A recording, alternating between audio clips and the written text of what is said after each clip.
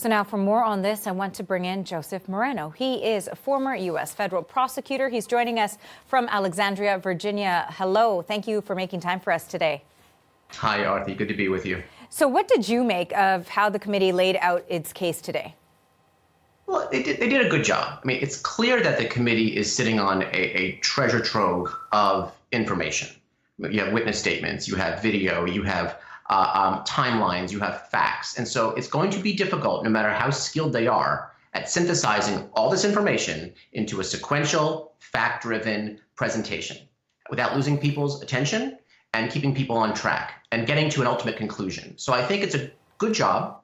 I like, as a former prosecutor, I sort of like keeping things chronological. So I get a little nervous when they jump from election night to January 6th and then back again, and they have a little fundraising in there. All good stuff. I would just say stick to the timeline. Let people understand what the series of events were, starting with election night through and up to and after January 6th.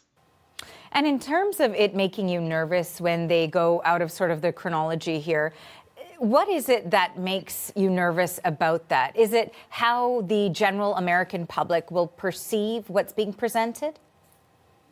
Well, keep in mind, people have had a year and a half to establish a lot of preconceived notions about what happened at the election, in the months following, and on January 6th. And for a lot of people, those notions are baked in. So it's for the slice of Americans, and even those citizens of the world, who are interested with an open mind to say, I've heard both sides, but I want to hear the facts. I want to hear what happened. My view, and perhaps this is a lawyer's bias, is I like to hear facts. I like to hear from the witnesses themselves. So the more footage they have, the better. The more sequence they can keep things in, I can understand that timeline. When you start getting into narratives, when you start getting into elected officials telling me what happened, well, that's great. But honestly, I'd like to hear from those that were on the ground. So now, Joe, when we look at how things sort of transpired today, because there was a bit of a situation where we know Trump's former campaign manager, Bill Stepien, was supposed to testify today. He had to cancel last minute because of a family emergency, I believe is what we were reading that was reported. Do you think using a video from an interview was still effective?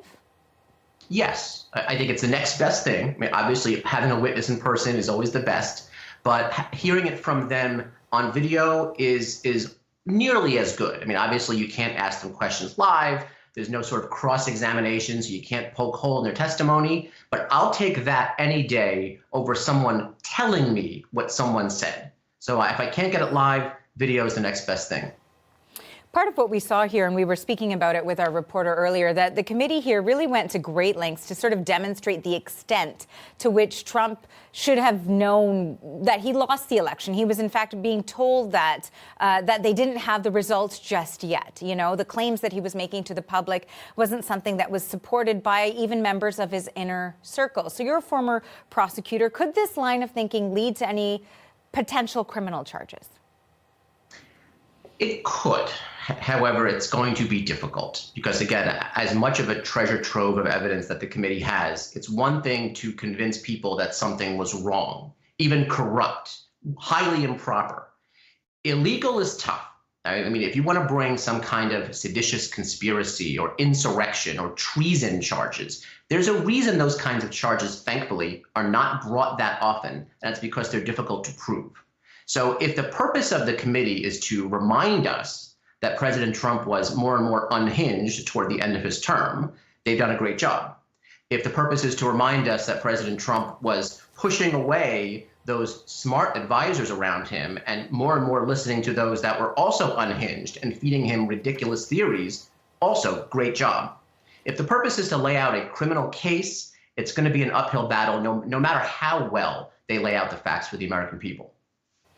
So now, you know, one of the things that we were also listening to there was we heard from Al Schmidt, I believe it was, and he was somebody who was a commissioner when it comes to, I believe, overseeing the vote counting. And he was talking about how he was receiving a lot of attacks following a tweet from Donald Trump, that he was named specifically, and then following that, he received a lot of direct threats.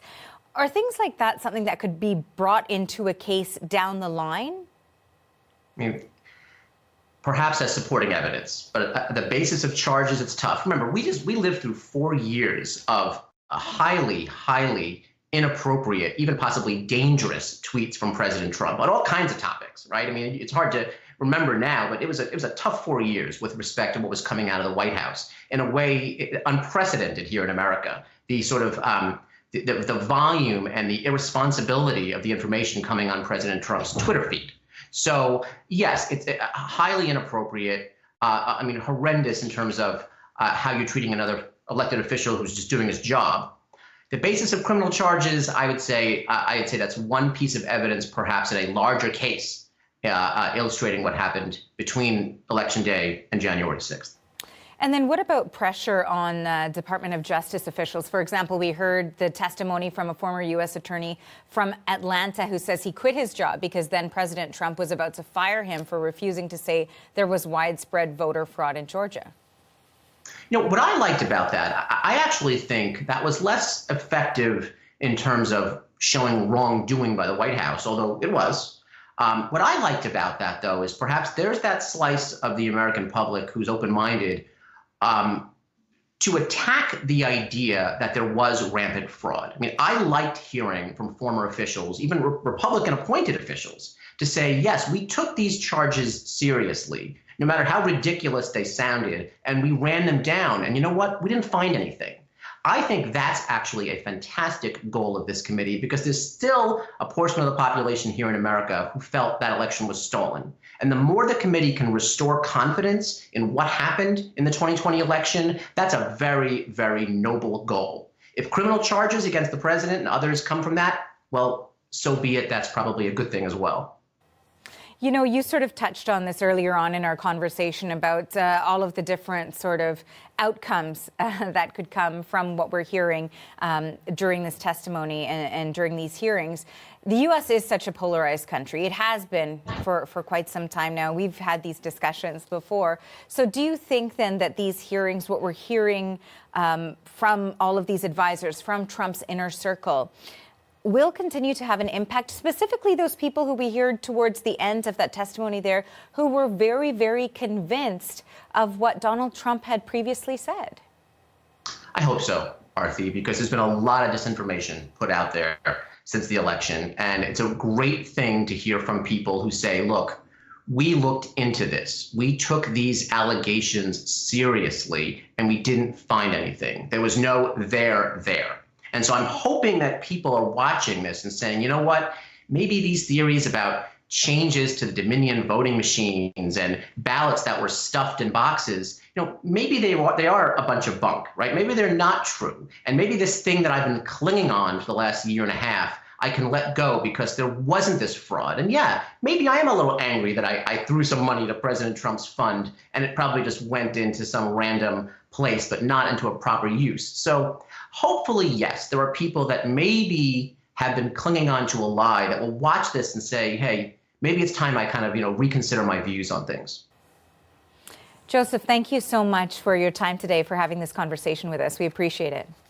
Thanks, Arthi. Always a pleasure. That was Joseph Moreno, a former U.S. federal prosecutor, and he joined us today from Alexandria, Virginia.